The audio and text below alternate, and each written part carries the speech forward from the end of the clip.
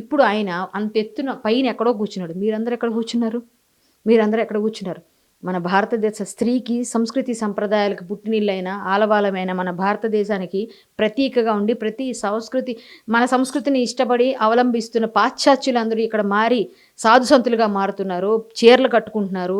ఈ మన సంప్రదాయం ప్రకారంగా పెళ్ళిళ్ళు చేసుకుంటున్నారు. మనమేమో వాళ్ళ బట్టలు వేసుకొని సగం అర్ధనగ్నంగా చేసుకుంటూ పిచ్చి పిచ్చిగా పిల్లల్ని రెచ్చగొడుతూ యువతను రెచ్చగొడితే మీరు వేసుకొచ్చే బట్టలను చూపించడానికి నేను నా కొడుకునో మా తమ్ముడినో ఎవరో పట్టుకొని బయటికి రాగలనా?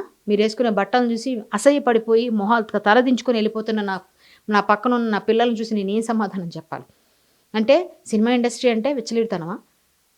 స్వేచ్ఛ అంటే స్వాతంత్రం అంటే ఏంటి? ఇష్టంగా బట్టలు వేసుకుంటేనే స్వేచ్ఛనా?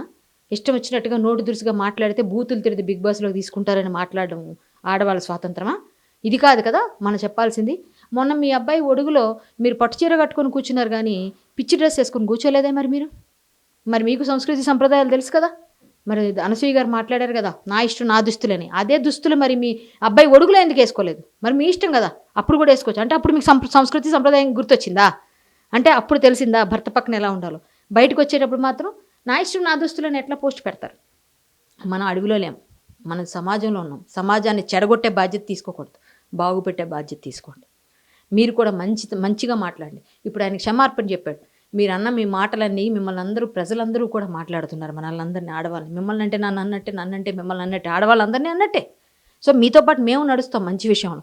ఇలాంటి వాటిలో మేము సపోర్ట్ చేయం. ఆయనకే సపోర్ట్ చేస్తా, ఎందుకంటే ఆయన మంచి విషయం చెప్పాడు. నాకు ఒక అన్నో తమ్ముడో ఉంటే నేను ఆయన శభాష్ అని అంటాను. ఎందుకంటే మేమందరం అలాగే పాటిస్తాం.